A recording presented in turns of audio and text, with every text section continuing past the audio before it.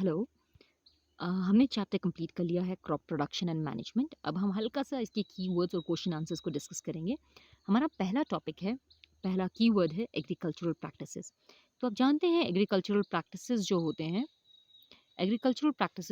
हैं, they mean फसल को उगाने के लिए हमें कौन से स्टेप्स उठाने पड़ते हैं, that is called agricultural practices, right. तो यू हैव 7 एग्रीकल्चरल प्रैक्टिसेस, आपके पास 7 एग्रीकल्चरल प्रैक्टिसेस होते हैं। Ploughing of the field, sowing of the seed, फिर सीड्स के बाद उसमें मेन्योर डालना न्यूट्रिएंट के लिए, पानी देना इरिगेशन, उसके बाद फसल की कटाई हार्वेस्टिंग, और फसल को स्टोर करना। अगला टॉपिक है आपका एनिमल हस्बेंड्री। तो अगर आप यहाँ पे कीवर्ड्स में यहाँ पे भी देखें व्हाट यू हैव लर्न्ड में, तो आपको इधर भी शायद एनिमल हस्बेंड्री मिल जाए। सो एनिमल हस्बेंड्री का मतलब है जब आप when food is obtain from the animals और उसके लिए एनिमल्स को रियर किया जाता है, this is called animal husbandry. तो जब आपको डोमेस्टिक एनिमल से फूड लेना हो और आप उसके लिए एनिमल्स को रियर करो, अपने पास पालो, उनको शेल्टर दो, खाना दो, that is called animal husbandry. अगला है हमारा क्रॉप। क्रॉप यहाँ पे देखिए, same kind of plants cultivated at the place is called a crop. एक ही तरह के पौधे अगर एक ही जगह पे एक ही टाइम पे ग्रो किए जाएं तो हम उसे क्रॉप कहते हैं। फर्टिलाइज़र, फर्टिलाइज़र जो है आपके, अगर आप यहाँ देखें तो फर्टिलाइज़र जो है आपके, दे फर्टिलाइजर्स न्यूट्रिएंट प्रोवाइड करेंगे। Fertilisers will provide nutrients and fertilisers आपके केमिकल सॉल्ट्स होते हैं, they are your chemical salt. अगला है आपका ग्रेनरीज। ग्रेनरीज आपके फूड को स्टोर करते हैं, they will store your food, right. अगला टॉपिक है आपका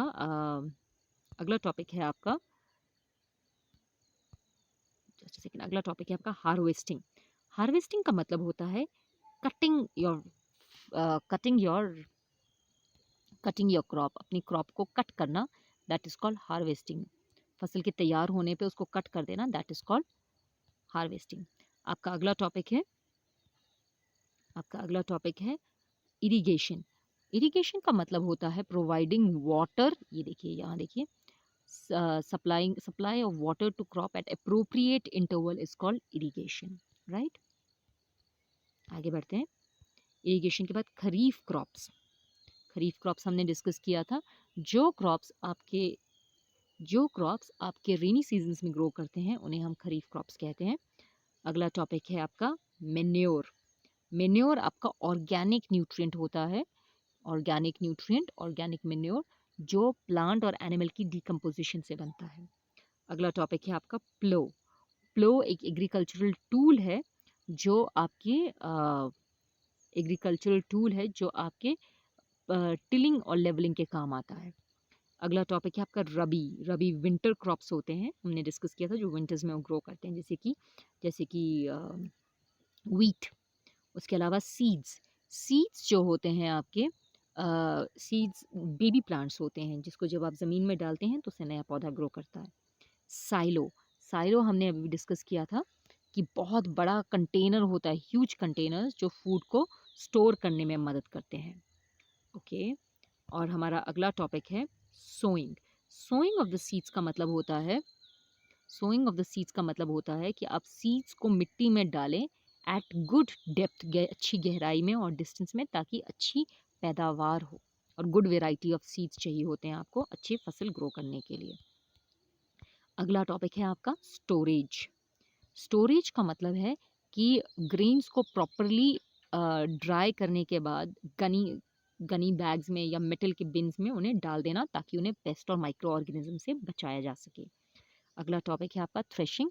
थ्रेशिंग का मतलब है separation of grain from the chef. Next topic weeds. हम डिस्कस कर चुके हैं, वीड्स होते हैं आपके अनवांटेड प्लांट्स।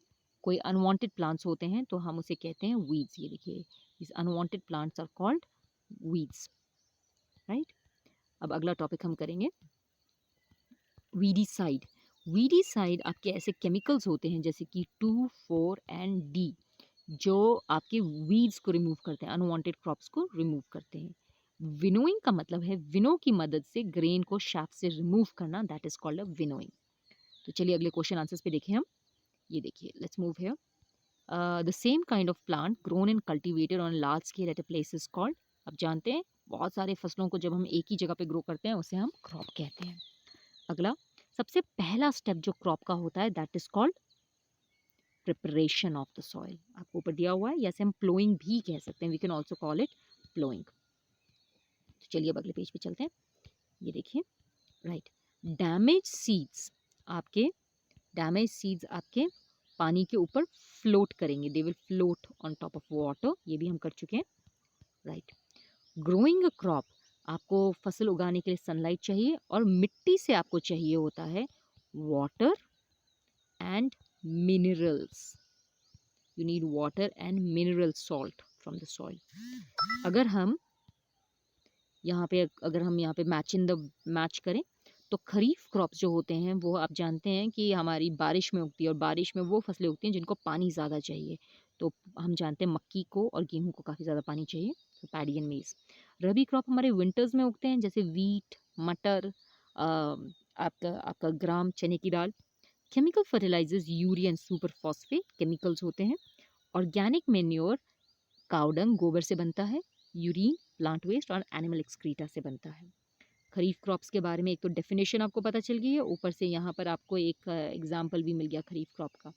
ऐसे क्रॉप्स जो सिर्फ रेनी सीजन्स में उगते हैं। रबी क्रॉप्स यहाँ पर ये देखिए, एक तो एग्जाम्पल मिल गया आपको इधर, वीट, ग्राम एंड पी, और डेफिनेशन दे सकते हैं कि that grow in winter, right. Preparation of the soil, preparation of the soil को बोलते हैं हम टिलिंग या प्लोइंग ऑफ द सॉइल। इसके बारे में हम नोट्स आपके पास हैं कि प्लोइंग ऑफ द सॉइल की इसीलिए ज़रूरत होती है ताकि सॉइल लूज हो जाए, नीचे की मिट्टी ऊपर आ जाए, मेन्योर जो नीचे था वो ऊपर की तरफ आ जाए, रूट्स को ब्रीथ करने के लिए एयर मिले, that is for preparation of the soil. Sowing की अगर आप बात करें तो सोइंग में भी आपको मिल जाएगा, सोइंग ऑफ द सीड्स यहाँ देखिए यही मिल जाएगा आपको, और यहाँ पे आपको फर्स्ट टॉपिक भी मिल जाएगा। सोइंग आप यहाँ कर लीजिए कि सोइंग, ये देखिए सोइंग ज़रूरत गहराई में होना चाहिए, डिस्टेंस में होना चाहिए ताकि अच्छी पैदावार हो। उसके अलावा गुड वैरायटी ऑफ सीड सो करने चाहिए, सीड ड्रिल की मदद से सो करने चाहिए, और ऊपर वाले में आपको यहाँ मिल जाएगा प्लोइंग में, प्रिपरेशन ऑफ द सॉइल में। तो आपके सारे क्वेश्चन आंसर वहीं पर होते हैं अगर आप ढूंढें तो। अगला टॉपिक है आपका वीडिंग। अगर वीडिंग भी आप देखें तो वीडिंग भी आपको यहाँ मिल जाएगा। वीडिंग का मतलब देखिए, it means removal of unwanted and uncultivated plants called weeds, और ये वीडीसाइड की मदद से होता है या प्लोइंग की मदद से होता है। अगला टॉपिक देखिए आपका वीडीसाइड्स के बाद थ्रेशिंग। तो थ्रेशिंग की डेफिनेशन भी आपको यहीं मिल जाएगी। थ्रेशिंग का मतलब देखिए, यहाँ देखिए थ्रेशिंग, थ्रेशिंग का मतलब है आपका separation of grain from the shaft is called threshing. तो ये आपको थ्रेशिंग की डेफिनेशन भी मिल गई, राइट। थ्रेशिंग के बाद फर्टिलाइजर्स आपके मेन्योर से डिफरेंट कैसे हैं, देखिए एक डेफिनेशन तो आपको यहीं मिल जाएगा, राइट। फर्टिलाइजर्स आपके मेन्योर से डिफरेंट कैसे हैं, अगर हम इसे देखें तो आपको एक तो यही मिल जाएगा कि फर्टिलाइजर्स जो होते हैं आपके, common example urea and super phosphate, और manure is animal excreta, cow dung, urine and plant waste, एक तो यही मिल गया आपको। उसके अलावा अगर आप यहाँ देखें तो आपके तो आप ये लिख सकते हैं कि फर्टिलाइज़र से पोल्यूशन होता है और आपके मेन्योर से पोल्यूशन नहीं होता है। फर्टिलाइज़र आपका फैक्ट्री में बनता है, मेन्योर आपका खेतों में बनता है। इरिगेशन अगर आप नेक्स्ट टॉपिक देखें तो इरिगेशन की डेफिनेशन आपकी यहाँ पे दी गई है। ये देखिए इरिगेशन की डेफिनेशन दी गई है आपको यहाँ पर, supply of water, this is supply of water at crops eight appropriate intervals, right. और अगर आप दो टाइप्स देखें, if you discuss the two methods of irrigation, तो आ जाता है आपका ड्रिप इरिगेशन और स्प्रिंकलर इरिगेशन। इसके नोट्स आपके पास हैं। ड्रिप आप जैसे कि जानते हैं ड्रॉप बाय ड्रॉप गिरता है रूट्स पे, और स्प्रिंकलर फव्वारे की तरह गिरता है। अगला टॉपिक, इफ अगर वीट को हम खरीफ सीजन में ग्रो करें तो क्या होगा। आप जानते हैं वीट को कोल्ड टेम्परेचर चाहिए, खरीफ में बारिश बहुत ज़्यादा होती है तो वीट सड़ जाएगी, the wheat will be destroyed, वो सड़ जाएगी, उसको पानी नहीं, उसे कोल्ड टेम्परेचर चाहिए। सॉइल को अगर काफ़ी देर तक आप उसमें फसलें उगाते रहें तो क्या होगा, सारे न्यूट्रिएंट्स ख़त्म हो जाएंगे, सॉइल की फर्टिलिटी ख़त्म हो जाएगी, और आगे उसमें कोई क्रॉप्स ग्रो नहीं करेंगे। What are weeds and how can we control them, तो ये हम अभी डिस्कस कर चुके हैं। व्हाट आर वीड्स में, वीड्स जो होते हैं वो आपके अनवांटेड प्लांट्स होते हैं, देखिए अनवांटेड प्लांट्स होते हैं, इसको रिमूव करने के लिए आपको वीडीसाइड्स चाहिए होते हैं, बाकी आपके पास नोट्स भी हैं इसके लिए। अगला ये देखिए फ्लो चार्ट जो है आपका, सबसे पहला स्टेप होना चाहिए आपका preparation of the soil, second होना चाहिए आपका प्लोइंग द फील्ड, थर्ड होना चाहिए आपका सोइंग, फोर्थ आप उसमें मेन्योर डालिए, फिफ्थ आप इरिगेशन पानी दीजिए, सिक्स उसे कट करके हार्वेस्टिंग कीजिए, और seven sending crop to the sugar factory, right. तो और ये लास्ट में ये देखिए, बहुत इजी है, providing water to the crop, irrigation, वहाँ पे भी डेफिनेशन मिल गई आपको। Keeping crop grain for long time under water condition, तो हम इसको बोलते हैं स्टोरेज। यहाँ पे नंबर 2 में कहीं होगा स्टोरेज, सॉरी, स्टोरेज। उसके अलावा certain plants grown at this large scale, इसको हम कहते हैं क्रॉप। अगर आप थोड़ा सा नीचे देखिए, machine use to cutting the mature crop, cutting के लिए हम हार्वेस्टर यूज़ करते हैं। उसके अलावा आपके पास रबी क्रॉप जो पल्सेस भी, इसमें हम ग्राम बोल सकते हैं, राइट। और process that separates the grain from shaft, तो उसमें विनोइंग भी हो सकता है और थ्रेशिंग भी हो सकता है। तो यहाँ पर आपके पास यहाँ देख सकते हैं आप, यहाँ विनोइंग, यहाँ पे विनोइंग कर सकते हैं। तो ये आपके पास पूरा